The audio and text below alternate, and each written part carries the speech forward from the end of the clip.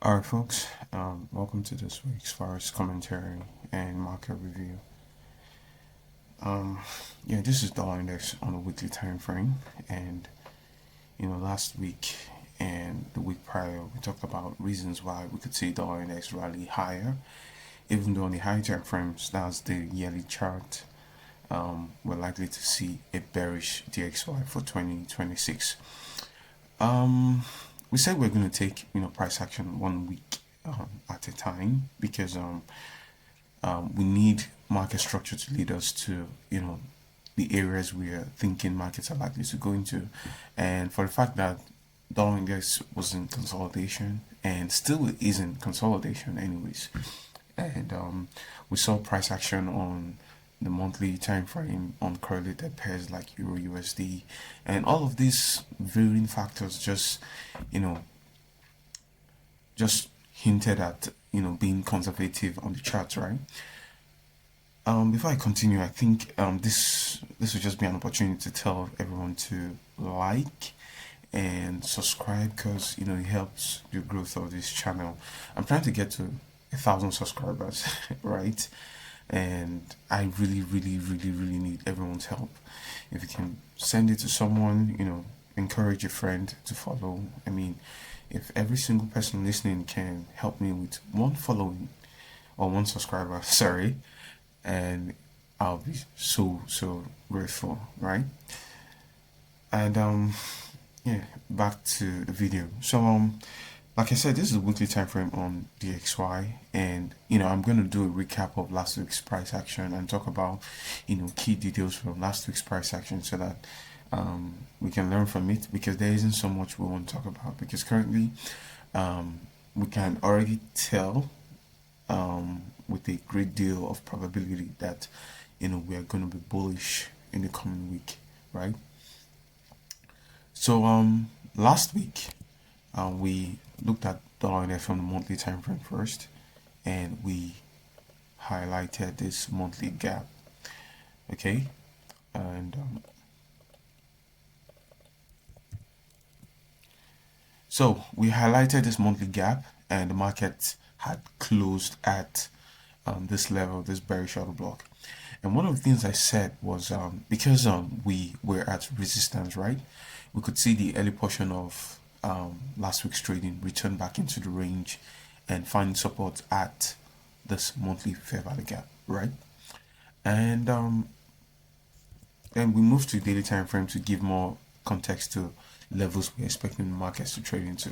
And the level on the daily time frame was this daily volume imbalance, because from here, there's a clear inefficiency on the daily time frame here. So it only makes sense that the markets return back into this inefficiency to rebalance. So last week Monday was, I mean, the heavy sell-off on DXY was very pronounced. You can see it here, heavy downside on dollar index, and they went through the volume balance, then into the breaker on the daily time frame. Now this is the breaker, but this two consecutive down close candle is the bullish auto block on dollar index, right? And I also talked about the fact that this was an auto block, but overlapping it within this volume imbalance here. So you can see how the market went through the volume balance to completely rebalance this inefficiency, which was void of sell side, right? And return into the auto block for support, and market stayed in consolidation. Now, someone can say, oh, okay, so are we buying DXY immediately? Well, because we weren't sure of where the markets were going to go on the high time frame, and current market structure seemed bearish on DXY, but we're thinking that because of the draw on the high time frame, the yearly chart, I'm going to show you quickly. We're seeing the draw on the yearly chart was for the markets to return into this auto block, because since the second half of 2025, the market has been in consolidation and still is in consolidation anyways. So it only makes sense that they return back to key level to, if we talk about it from the framework or the perspective of, smart money concept and, institutional trading, as they'll call it, a chance for the market to return into this auto block allows smart money to get in new shots right? And that's the concept of the breaker and the other blocks and all of those things, because this level here, this bearish order block on the 12 months time frame, it's a breaker on the March subordinate time frame. We can check 6 months to see. Okay, let's see 12 months. Let's see. All right, yeah. So here is it. You can see buy side here, a run through buy side liquidity here, and a break below. So this candle here is a bearish breaker, and this is the other block. So we're just seeing the market return into this third candle's high, then potentially into the breaker, and we're gonna see what happens. But let's quickly run back to the daily time frame. So we were in sideways consolidation on the XY, as you can see.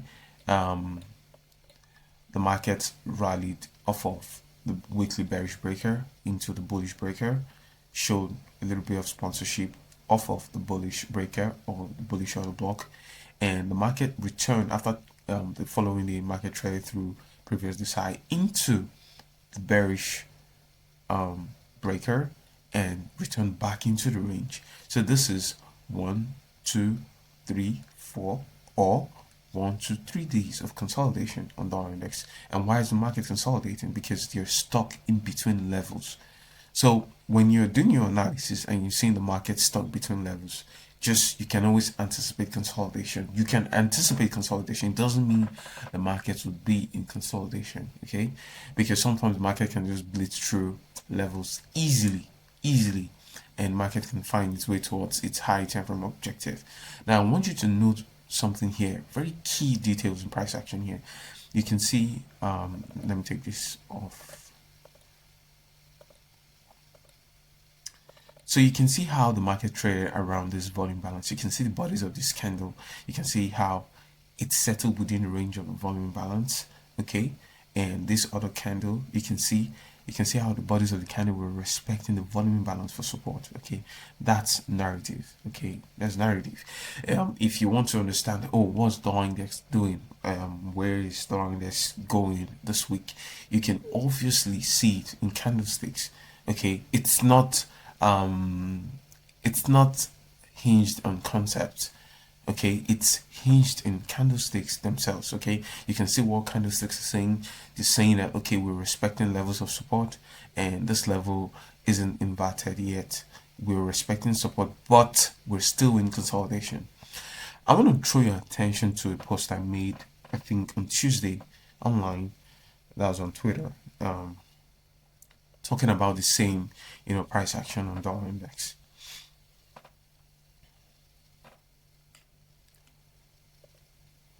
All right.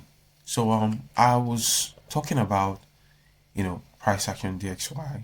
Obviously, DXY was at bearish, this bearish order block, and was in between this bearish and bullish order block.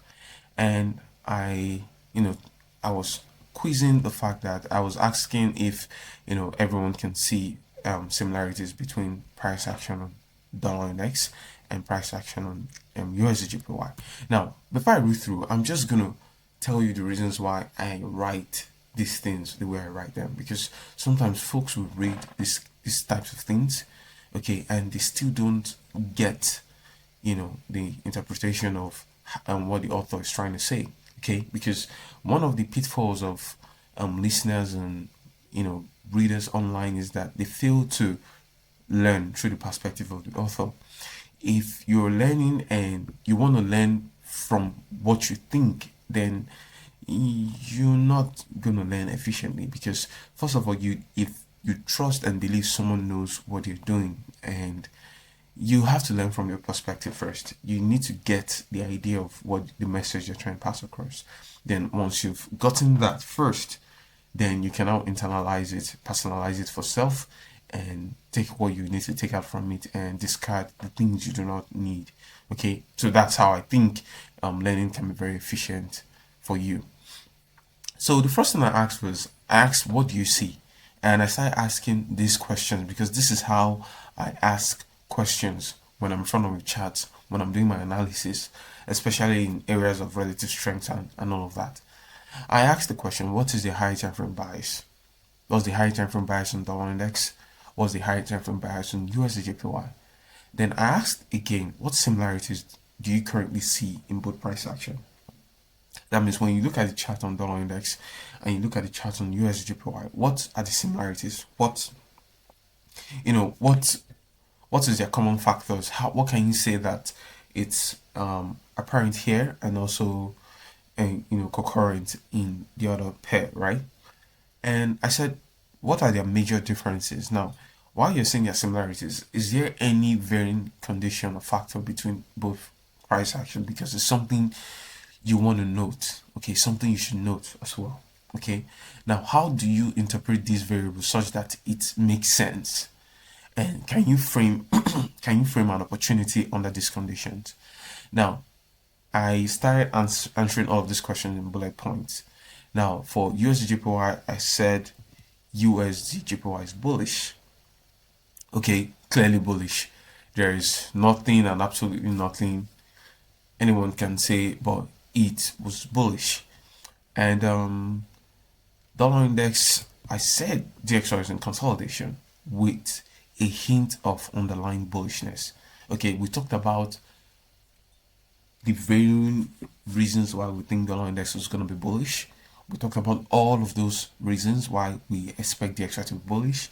And also, you can also see that when you look at correlated pair like USD which has consistently shown leadership since the second half of 2025, you can also feel that DXY is bullish. It is in consolidation, but consolidations are always towards a high time frame draw, okay? Because there's somewhere the markets are going, regardless, on the high time frames. I don't care if it's consolidation on 5 minutes chart or consolidation on 15 minutes or daily, weekly, monthly, on the 3 months chart, 6 months chart.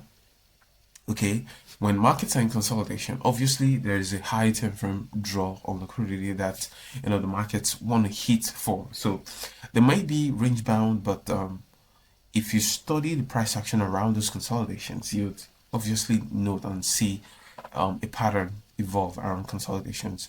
I taught these things in liquidity runs in 2021, and I uploaded it to my YouTube channel.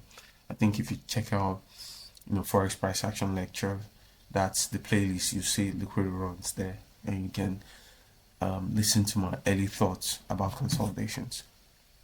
So I think the DXY is bullish for many of the reasons that I already talked about already. And I said, what similarities do you currently see in both price action? I said they both clearly have defined key levels of support on their weekly chart. Like if you look at dollar index here, this is USD If you look at dollar index here, this is a weekly bullish order block. And if you look at USD this is also a weekly bullish order block. So that's a clearly defined level for support. And what are their major differences? Well, on dollar index, you can see the DXY is stuck between key levels on this weekly time frame. That's stuck between this weekly bearish order block and weekly bullish order block. Now, except you do not believe in key levels, except you do not believe in the PDRA matrix, then you would see this bearish order block, and the only thing that will come to your mind is, well, I know DXY is bullish, they have to go through this level. It doesn't work. It doesn't work like that, okay? Especially for a market that has been stuck in consolidation for a very long time. Okay, you have to be very careful and you have to respect these levels. Okay, you do not trade on impulse. If not, if you do not use an appropriate measure of stop, you're gonna get stopped out.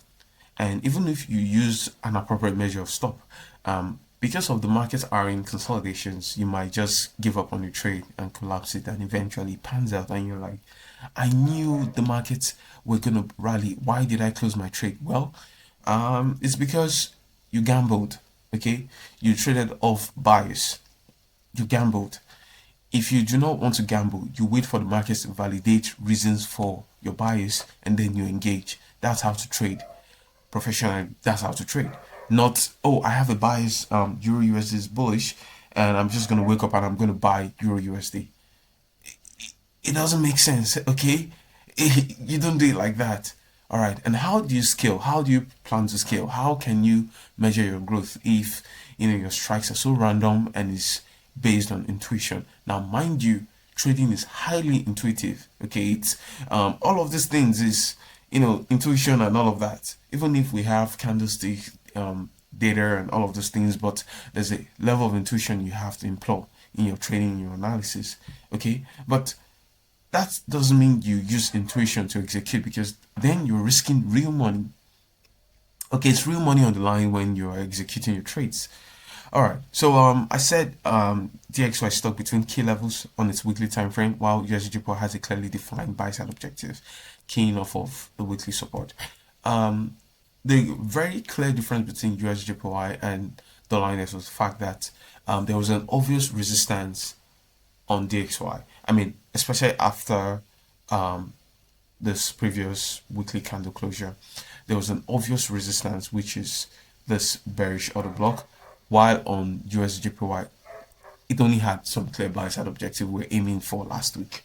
All right, so it's obvious, even if between both pair you can see while USD is bullish and dollar index is bullish with a hint of consolidation, if both pair were going to rally, USD is going to find it very easily to move to its objective. All right, now I said something ideally. Okay, this I'm answering the question of can you frame an opportunity under these conditions? I said ideally. Okay, no, it's for how do you interpret these variables such that it makes sense. That's the differences in USD and also in dollar index, because we said USD is bullish, dollar index is in consolidation with a hint of bullishness, right? But how do you interpret these things? I said ideally a breakthrough either levels on DXY is how you validate the weekly buys, right? Because the weekly time frame is stuck between a bearish PDRA and a bullish PDRA. So you are waiting for a break on either side to validate the weekly buys. But because I don't speak vaguely, I don't talk online like so that I can always be correct. I say the facts for what they are. I say these things the way I see them. I do not say that, oh, I'm going to buy say Euro USD for example, and and that's all I say. And everyone is asking me in my comments, but when are you going to buy USD after a week? And I'm saying nothing. That's stupidly vague. All right. It's not encouraging. It's not helping people. It's not doing anything. Okay. It's simply clouds, and it's obvious. I don't know what I'm doing if I'm doing those types of things. Right. So I say the things the way they are, so someone can read and understand and gain insight from this thing. And that's the essence of these long forms. Okay, if you are the type that you just need something quick, you don't need to follow my channel, or you don't need to follow my X account. Okay, I do not text because I'm trying to gain. I want huge amount of following, don't get me wrong, but I'm not going to do things to adjust for short-minded people or short attention span, or what do they call them these days? All right, that's not what I'm doing, because these things require details, and these are the details you need to see. If you're seeing less of this thing, you're not getting enough information to make useful decisions. Now, what I said last week was this year is about sound decision making, okay? And it's very intense making the right decisions. Just about last week on my Discord on Tuesday, after dropping the third trade on the Discord, I had to tell everyone that I was going to exit the Discord. Not like I was going to be quiet for the rest of the week, because for me, I've been, what they call this zone for weeks now already. I would exclude the holidays because I had enough rest during the holidays. But I had a tremendous week the previous week, 5 trades, and this week we had 3 trades on Discord. That's on the Discord, and we won 2 trades. We lost 1 trade on gold, and we still had a tremendous week. I had a tremendous week. I mean, but the amount of effort it takes to make sound decisions, this is why it's hard. It's because of these things. It's because you're not asking the right questions. Everyone needs to begin asking themselves the right questions. What am I looking for in the market? It's not really simply about the draw. Obviously, we pointed out the draw on liquidity on dollar index from the 12 months time frame. But that's not enough to effectively and efficiently trade on the weekly time frame, on the daily time frame, on the 4 hour time frame, on the much more lower time frame like the 30 minutes chart. It's not enough because the market needs all of these questions asked. Okay, and absolutely, we do not know the questions will be asked this week. These types of things, every week comes with its own varying uniqueness, and it's still within the same basic frameworks. It's still the same within the same basic, but it's how you apply these basics. That's what makes these things seem, strange and all of that. It's because people don't give in they don't give themselves to critical thinking, and that's the reason why most people fail. To be honest, they don't tell themselves the truth. They don't want to hear the truth, and anything short of the truth is, it's what they enjoy. Someone who can lie to them, say things to them to massage their ego. Someone tell them that they shouldn't worry, they're not, it's okay to fail, and stuff like that. Anyway, that was just a rant. I had to let that one out. So ideally, if you want to trade dollar index, which is stuck in consolidation, even though I was already saying while I was writing that there's a hint of bullishness. They say how you validate the weekly biases. You want to say breakthrough either levels on dollar index, but since the weekly bias leans towards bullish, in quotes, bullish, so that you can take my word, I don't delete my post. All of the posts I've ever had on X, I don't delete any single one of them. If I'm wrong online, I'm wrong online, and that's it. Anybody can be wrong. If you think you can be wrong, then I'm sorry. You're not there yet. You're not even willing to trade, right? Because you can absolutely be wrong. Now, you would want to see a classic break and retest above the key resistance level before you speculate on its longer term premise. Now, how do you validate the weekly bias on the XY? Because you are bullish, you would want to see a classic break and retest. Now, I'm using these words of break and retest because it's something every single person can relate to, whether you're trading support and resistance. In fact, every single person can relate to it. What is a break and retest? It's the same thing as an inversion for us trading, inefficiencies. It's classic support and resistance, break and retest. I mean, that's what break and retest mean. So you want to see a classic break and retest above key resistance level before you speculate on this long-term premise. Let's go to dollar index quickly. Now, this is resistance, right? You can see this is level for resistance. I'm going to put on the 4 hour time frame. Now, I want to ask a single question. If we're bullish on dollar index, what's the key price action detail we use in validating our weekly bias? Yeah, exactly. The 4 hour time frame change in the state in delivery. Now, if we've keyed off of a level of support, it means if we're bullish, we want to see a change in the state in delivery. And mind you, this is our level for resistance. So we're going to go to the 4 hour time frame. So you can see here, this is the consecutive down close candle. And as soon as the market traded and closed here, on this candle here, on this candle here, that's the change in the state in delivery. Although we're still at what? Resistance. Now, this is what I did, okay, when I looked at this chart. Because someone would say, oh, he wants to cherry pick and all of that. I'm going to show you something now, okay? Okay, I don't have it here. Terrible. Why did I take it out? I had my chart posted from last week somewhere here. I had it saved. Okay. But don't worry, if you do not believe me, I'll show you my execution.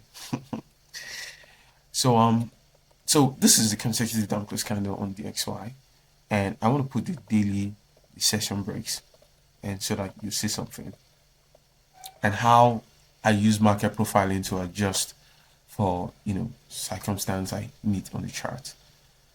So this is Tuesday. Okay, this is Tuesday, and as soon as the markets return into the weekly um, resistance level, and there was a change in the state in delivery, the market began to return back inside the range the early portion of the day. Now I am bullish on dollar index, but I also know DXY is in consolidation, so I want to be careful. So all of these things I'll be discussing is from the framework of someone who is being conservative in the face of actual consolidation in markets. Consolidation that leans towards what? Bullish. So when the market was bearish, and this was London session, and I saw the markets were still bearish, I didn't do anything because now this is the change in state in delivery. I already know there's a hint that the markets are what? That the markets are bullish already. And this has validated the weekly buys. But the market returned back into the range because obviously the markets are in consolidation.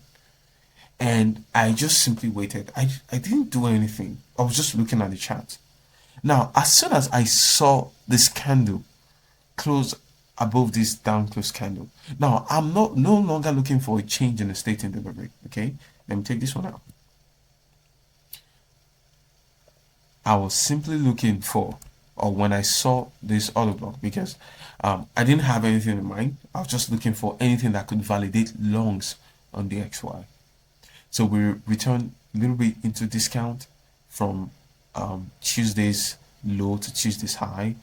This is, classic ICT OTE from low to high. We return into a discount, the discount of Tuesday's range. Mind you, if you're bullish, this is Monday's low, this is Tuesday's low, and this Wednesday's low. Okay, so you can see how market structure is forming. This is low, this is high, this is higher low, high high. So you can see market structure. Okay. So when market return into this consecutive candles here, this Tuesday's low, okay, this auto block trading inside this inversion gap, there's a change in the state in delivery, and there was a 4-hour bullish auto block just before the closing of the market, and this was when I went long on dollar index.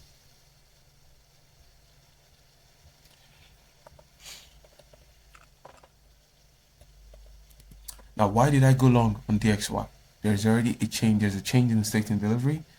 There's a 4-hour auto block, and buy. It's that easy. Now you can see the amount of patience it took to go through all of those things, because you just have to wait.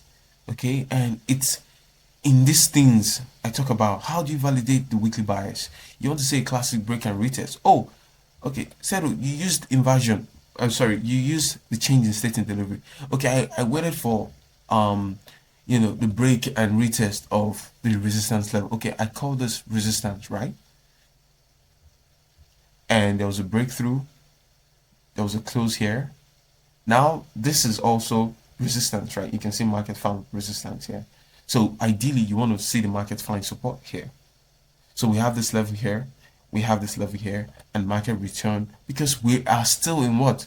Consolidation. These kinds of price action are so brutal, because this is not the kind of things we want to be seeing. It's insane. Okay, we shouldn't be seeing something like that, really, because but there's absolutely nothing I can do. That's why you need all of these levels. You need to see them in your chart. So when markets are making this kind of I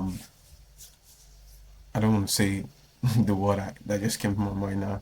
So when markets are making this kind of movements, you can still be sane and stay within the frame of the higher time frame narrative.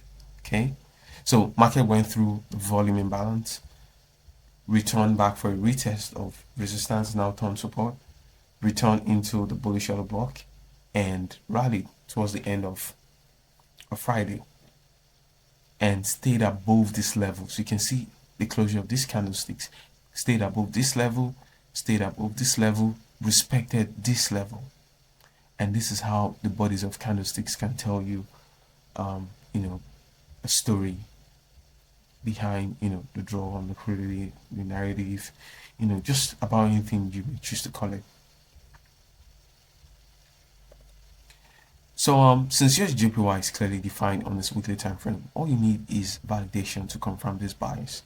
Now, how do you validate this bias for USJPY? Well, simple. The 4-hour time frame change in the state in delivery, and that's what we're talking about on USJPY last week.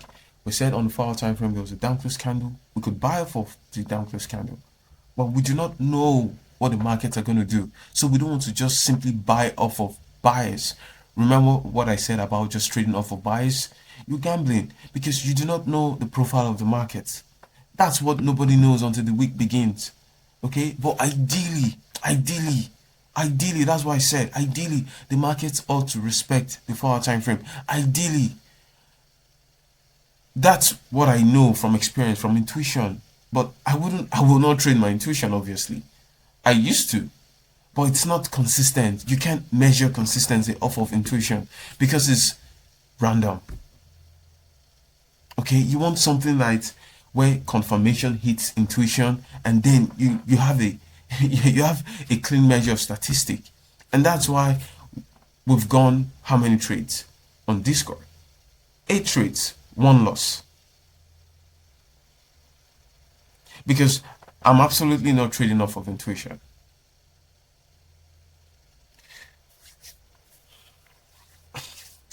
So these things they seem easy, but it's kind of like difficult to communicate actually. I understand why people are being just absurd online. It's because being a clown is far much easier than doing these types of things. Honestly, I think I understand their clamouring now.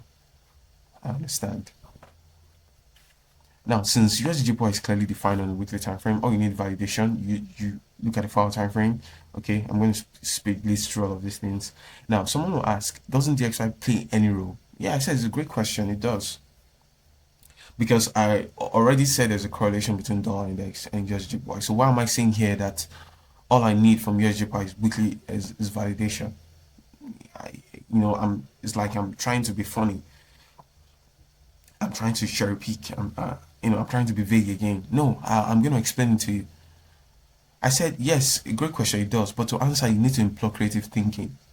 Okay, this is where you have to be creative about your ideas on price action. I say, here we go. Since we established that dollar index is in a range, we will be looking for areas of support within that range to support higher dollar prices. Okay, pending a potential breakthrough key resistance. Now, I reiterated these things again so that if you missed it here, you're going to see it and know that, oh, this guy is bullish on DXY, even though you understand that dollar index is in consolidation. And obviously, dollar index was in consolidation. After this post, DXY went through a phase of consolidation. So it's fact. Okay, it's fact when it is being said, it's not cherry picked, and you see it reflect on the chart. If someone else comes to you and tells you that the reason why dollar index was in consolidation is because buyers and sellers struggled, that's nonsense.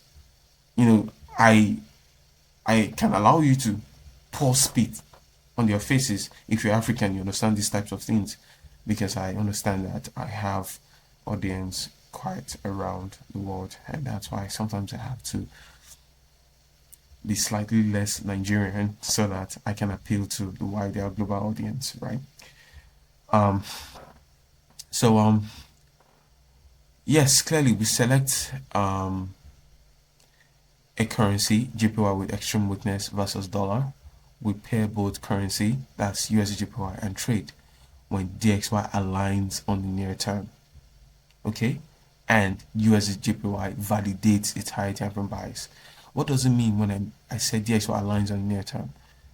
It means when DXY finds support, okay, within the area of consolidation, okay, within the range, when it finds support, because if it's a range, it's going to be going through support and resistance. That's what we're taught about range bound markets, right?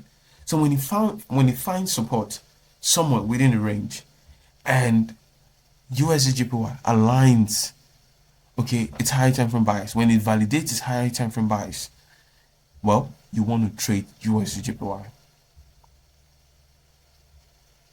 So you are picking off of um, um, the moment, DXY moment of strength. The usual word is moment of weakness. Okay, in my moment of weakness and stuff. So in DXY moment of strength within the consolidation, you want to use it to trade USDJPY. Now, what's the result? Okay, is an exaggeration of price action you see relative to dollar index. So that's why you see this kind of price action, and dollar index is still like this. Now, this is sound logic, explaining correlation, but also maintaining their mutual exclusivity. Okay? What does mutual exclusivity mean? Oh, come on. So this week we've seen from last week price action that the dollar index closed above the previous weekly high, and this also means that we are likely to see a bullish dollar index this week. If you ask me, I think we should go through this level, but we can also grade this level from the high to the low and start looking at the midpoint, the consequent encroachment of this very shallow block, or the midpoint of this very shallow block. I can't even remember what it used to be called. The midpoint. I can't remember what midpoint of an order block is anymore. Wow, I can't believe I've not said it in like years. Because consequent encroachment is usually for gaps and inefficiencies, not for order block. Mean threshold. Wow, wow, wow. So we have the main threshold here, and we can aim for the main threshold first, and then buy side objective here. And this buy side objective majorly, this is where my eyeballing actually on the weekly time frame. I've had this level down here. I'll be up here for months now, and we've still not seen DXY reach this level. It's very, very frustrating actually. It's frustrating. But this is the one from the yearly time frame, so I'll take it out. So I'll focus on this. Yeah, I'll focus on paper. So this is near-term draw. I think markets should get up here, and we're going to see how this week unfolds. On the daily time frame, you can clearly see the markets are currently above support. So it wouldn't be strange if the market opens up tomorrow and start going through these levels.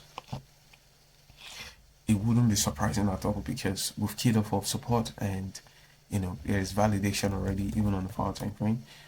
You can see we have this 4-hour order block. Market has respected the order block, the daily volume imbalance, and you can see the market just run up. Okay, you can see lots of this buy side objective. I hope dollar index makes a continuation, because we're through the consolidation between this level here and this level. We're now above, so I think the market should find it easy to run through buy side liquidity here.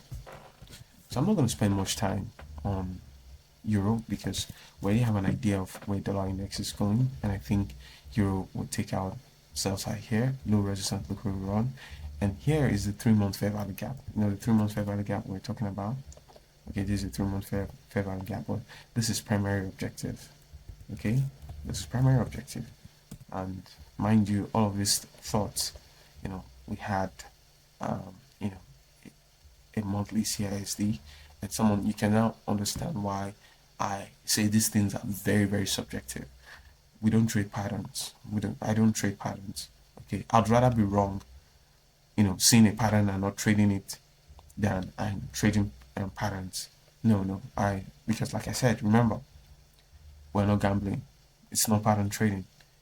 We want to be able to measure our growth. We want to be in control of the trades we take, our thought process, and our results. That's the only way you can scale. That's the only way you can plan for growth, because your growth, everything, it's measured. You can measure it. If you can't measure these things, then you can't scale. All right, but there's another way to scale. To be honest, you can chase cloud online, and people can give you their funds, and you can be lucky on your trades and you scale. That's also scaling. I mean, it just depends on the kind of person you are. Me, I'm someone with a moral compass. So if you're not that kind of person, you can go the other route. In the end, they say we're all looking for money. You can justify your reason for being a shitty person, and that's your business. Actually, I don't care. So last week on Euro USD, we talked about the fact that everything that was going to happen on Euro was going to happen inside this volume balance. You can see when the market returned into the volume balance, there was an exaggeration of the move. You can see the wick, okay? You can see the wick. You can see how markets didn't close through this inversion fair value gap. That's a hint. And you can see this bearish price action. It's also a hint. But did I engage after this? No. Why? Because of I was waiting for dollar index. So and until I had everything I wanted to see on the XY, and it was just easy to just sell euros off of this bearish order block here, and that's it. Now I'm holding. There was a partial below Thursday's low after we had this heavy retracement, and we're gonna see the markets are gonna return for here. It's almost 8 hour off of the 4 hour time frame, and someone say, "Oh, I cannot trade the 4 hour time frame." Okay, this is about 23 pips. It's because you want to look for a trade every day on the 4 hour time frame on a single pair. You probably just find one per week, and you probably trade it. I don't know. It depends on your risk appetite. You want to trade it 2%. You want to trade 1%. You want to trade 1.5%. It depends on if you really know what you're doing. And this doubles from 7.8 hour to potential 14 hour on the trade. So a run through here that would probably be about 2 hour. You can take off 2 hour in partial profit and still leave the rest 1% to run for what? For 7 hour. I mean, and you go through other pairs like you go through gold, probably silver, euro, yen. You don't have to trade a 4 hour time frame setup every single time on one pair. It doesn't make sense. Maybe today you're trading euro, tomorrow the opportunity shows in gold, the day after tomorrow the opportunity shows in silver, the day after tomorrow it shows in USD, and that's how you're going through all of your watch lists and just taking them like that. Oh, come on, these folks. So we're just waiting for the markets to open.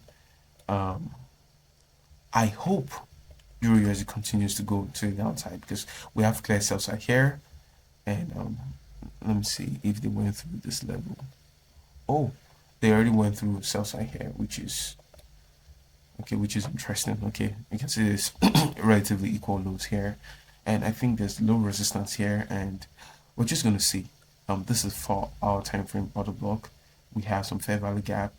We're just gonna see. We're just gonna see how the markets are gonna play out, right? So I think we're gonna reach for sell side. I think all of the price action last week leaned for sell side. Now someone can say, why didn't I go short here when after the rejection of on the daily time frame, it returned back into the range and it collapsed again. Like I said, I was looking at dollar index, and number two, markets were returning into discount. If I am wrong on bias, a return into this candle could send prices higher. So I'm not going to execute here because this is another area of reaccumulation or redistribution. It depends on bias. It's an area of redistribution where the markets return back into the range to assume more shorts, or an area of reaccumulation for longs. So this kind of place, it's very, there's lots of variables around trading off of a discount in conditions like this. So that's why you need to understand these concepts and apply these concepts.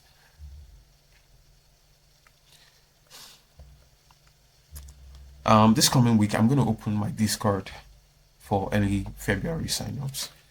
Okay, and you're just going to be in the waiting room until February. Then I'm going to assign roles, and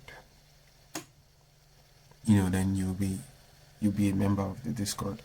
So just for the one, two, I think 3 persons that texted me and told me that they want to join, but I said it's easier for me if everyone joins very early in the month, so I don't keep a spreadsheet. I can't be doing all of this work keeping the spreadsheet and all of those things. I just want it to be easy for me. Okay, so I'm gonna open the payments again, and you know, so you have time if you for the people that said they're interested in joining for January. Okay, so you can join in February, and you know, so we can see how February is going to be for all of us. All right, I think it's worth the investment. I think the sheer amount of knowledge and application of these things is worth the investment, and it's something I would encourage people that said they were interested again to make an effort to try. Okay, because like I said this year, I want to make a whole lot of money, but also to make a lot of money, I need a whole lot of capital to do that. So I'm scaling as much as possible so I can make that whole lot of money. And I can be doing, I can be a content creator and doing these things. For me, I don't know how to strike that balance because I spent my whole life trying to really figure out how to trade, right? I want to make money. I'm not trying to be technically correct. I'm not trying to say, oh, I know the markets are going to buy and then I'm going to buy. That's stupid. Especially for if I have people looking up to me. It doesn't make any sense. They can't grow that way. Especially if I'm in a privileged position of, being able to take multiple losses and still take something from the market. Not everyone has the ability to go through that.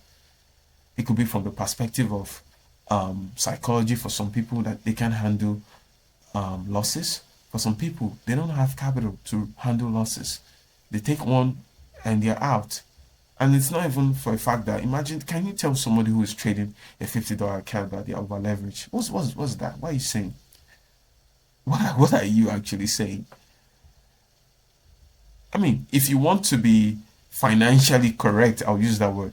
You say, $50 is equal to 100%, and if you risk $25 out of $50, you're risking. Oh, come on, really, come on. We all know why we started trading. It's not because we want to trade $50. If you can't even grow anything off of $50, really. You can't really, especially if you're just starting. Well, personally, I have faith, right? But not because I have faith, I'm going to impose that on everyone because this is fact. You can't do anything with $50. Because a few people can, doesn't mean you can. Okay? Exceptions don't change the rule. Do you understand? So let's just be careful with the things we're doing and things we're doing online because personally I do not want to be so active on X. I'm going to be active so that my account can be active and people can see my stuff and people can follow if they care to follow. I wish they follow because I don't know where else they should be. Because I don't just give trades, I teach. And this is real mentorship, folks. This is real mentorship. And how many people do it? This is real mentorship. Mentorship isn't identifying an auto block or a breaker. It's an application of these things under varying conditions. That's mentorship. So when you see someone apply these tools and how they apply these tools in varying conditions, then you can learn to do them yourself. I can't teach you in trending market conditions and say, and after we had, tremendous results, I say, okay, you can go and then, it's consolidation and you have no experience how he handled himself during consolidations. I hope you found this insightful. Until I talk to you again, be safe.